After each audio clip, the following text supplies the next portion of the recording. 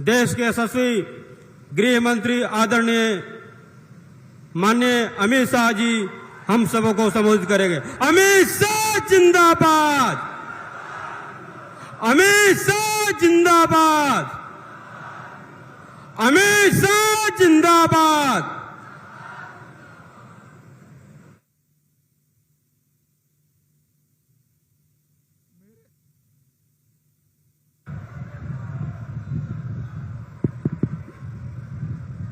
मेरे साथ बोलिए, भारत माता की। क्यों भाई, काराकट वालों की आवाज को क्या हो गया? मोदी जी को तीसरी बार प्रधानमंत्री बनाना है या नहीं बनाना है? 400 पार करना है या नहीं करना है? कुशवाहा जी को सांसद बनाना है या नहीं बनाना है? तो ऐसी आवाज नहीं चलेगी भाई। दोनों हाथ उठाइए, उठाइए। वो पीछे खड़े हैं सभी लोग, वो भी उठाएं जरा। विजय के संकल्प की मुट्ठी भींच कर बोलिए, जय श्री राम, जय जय श्री राम। मंच पर उपस्थित सम्मान्य उपेंद्र कुशवाहा जी, श्री सुशील सिंह जी, श्री धीरेन्द्र सिंह जी, मुकेश भाई, श्री दिलीप सिंह जी, रणविजय सिंह जी, मनोज कुमार जी, राजेश्वर राज जी, रामेश्वर चौरसिया जी, रंजन सिंह जी, चंद्रभूषण सिंह जी, अशोक मेहता जी, अशोक कुमार सिंह जी, रणधीर सिंह, और आज इस काराकाट की महान भूमि पर आए हुए प्यारे भाइयों, बहनों, माताओं और मेरे जिगर के टुकड़े जैसे युवा मित्रों, आप सभी को नमस्कार। भाइयों बहनों, सबसे पहले मैं सूर्यदेव मंदिर, देवकुंड मंदिर, वैद्यनाथ मंदिर, मां तारा चंडी मंदिर, मुंडेश्वरी मंदिर, पायलट बाबा मंदिर, ये सभी को प्रणाम कर कर मेरी बात की शुरुआत करना चाहता हूं। भाइयों बहनों, मैं जब यहां आया हूं तब महान स्वतंत्रता सेनानी सत्येंद्र नारायण सिन्हा जी को भी प्रणाम कर कर मेरी बात की शुरुआत करता हूं। भाइयों बहनों, कल 6 चरण के चुनाव समाप्त हो गए। मेरे पास 5वें चरण की रिपोर्ट है। काराकट वालों, जानना है परिणाम क्या आने वाला है? जानना है क्या? तो सुन लीजिए, 5 चरण में ही मोदी जी 310 सीटें जीतकर सरकार बनाने का काम पूरा कर। एक छठा और सातवां, ये 400 पार कराने का है। और आप मुझे बताओ, आप मोदी जी को प्रधानमंत्री बनाना चाहते हो ना? तो भाई कैसे बनाओगे? मोदी जी तो काशी से लड़ रहे हैं, काराकाट वाले प्रधानमंत्री कैसे बनाएंगे? बोलो। चलो मैं रास्ता बताता हूं। ये हमारे कुशवाहा जी है ना, उनके नाम के सामने बटन दबाइए, मोदी जी अपने आप प्रधानमंत्री बन जाएंगे। भाइयों, उपेंद्र कुशवाहा जी को दिया हुआ एक एक वोट नरेंद्र मोदी को प्रधानमंत्री बनाने के काम में आने वाला है। ये जो मुकाबला है, ये कैसा मुकाबला है भाइयों बहनों? एक और 12 लाख करोड़ के घपले, घोटाले, भ्रष्टाचार किया हुआ इंडी अलायंस है और दूसरी ओर 23 साल तक मुख्यमंत्री प्रधानमंत्री रहने के बाद भी जिस पर एक पैसे का आरोप नहीं है वो नरेंद्र मोदी है, नरेंद्र मोदी। एक और चांदी के चम्मच के साथ पैदा हुए राहुल गांधी है और दूसरी ओर अति पिछड़ा समाज के घर में चाय बेचने वाले के घर में पैदा हुए हमारे नरेंद्र मोदी है, नरेंद्र मोदी।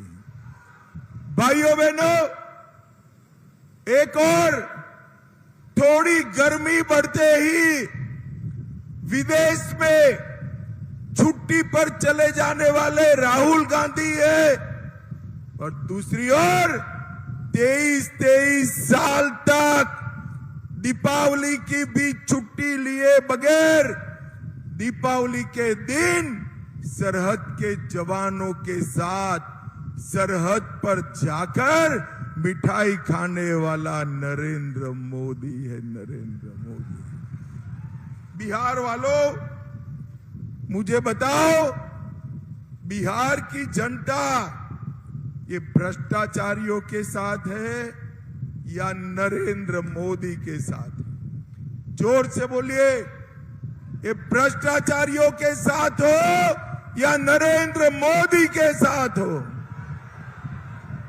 भाइयों बहनों, ये हमारा पूरा क्षेत्र एक जमाने में नक्सलवाद से त्रस्त क्षेत्र था। ओबरा प्रखंड में बहुत बड़ी घटनाएं भी हुई है। नरेंद्र मोदी जी ने झारखंड, बिहार, ओडिशा, तेलंगाना, आंध्र प्रदेश, महाराष्ट्र और मध्य प्रदेश से नक्सलवाद को समाप्त करने का काम हमारे नेता नरेंद्र मोदी ने किया है, मित्रों, नरेंद्र मोदी ने। और यहां पर मैं आज बताना चाहता हूं, झारखंड का बुरा पहाड़, चकरबंदा, ये सारे क्षेत्र को नक्सलवाद से मुक्त कराया। यहां पर सुशील सिंह जी बैठे हैं, उनका क्षेत्र हो या काराकाट हो, नक्सलवाद से पूर्णतया मुक्त कराने का काम नरेंद्र मोदी ने किया है। और भाइयों बहनों, थोड़ा सा भी गलती किया, वोट बिगाड़ा, इधर उधर गए तो माले आएगा और फिर से नक्सलवाद को बढ़ाने का काम करेगा। काराकाट वालों, अगर माले को रोकना है तो आपके पास एक ही विकल्प है, उपेंद्र कुशवाहा और नरेंद्र मोदी ही विकल्प है, नरेंद्र मोदी। भाइयों बहनों, मैं आज यहां आया हूं तब आपको पूछना चाहता हूं, बिहार वालों, ये पाक ऑक्युपाई कश्मीर हमारा है या नहीं है? जरा जोर से बोलो, है या नहीं है? एक कांग्रेस पार्टी कहती है पाकिस्तान के पास एटम बम है, पाक ऑक्युपाई कश्मीर न मांगो। मैं आज एक काराकाट की भूमि से राहुल गांधी जी को कहना चाहता हूं, हम नरेंद्र मोदी के कार्यकर्ता हैं, एटम बम से नहीं डरते हैं, नहीं डरते। और आज मैं कहकर जाता हूं, पाक ऑक्युपाई कश्मीर ये भारत का है, रहेगा और हम उसको लेकर रहेंगे, हमें कोई नहीं रोके।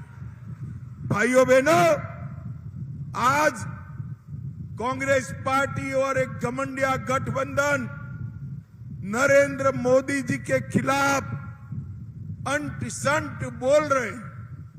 मैं उनको पूछना चाहता हूं, 70 साल से आपकी सरकारें थी। अयोध्या में राम मंदिर का मसला सालों से लटक रहा था।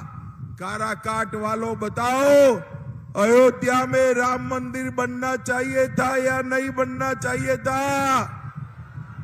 जोर से बोलो, बनना चाहिए था या नहीं बनना चाहिए था? इन लोगों ने राम जन्मभूमि के मसले को अटका कर रखा, लटका कर रखा, भटका कर रखा।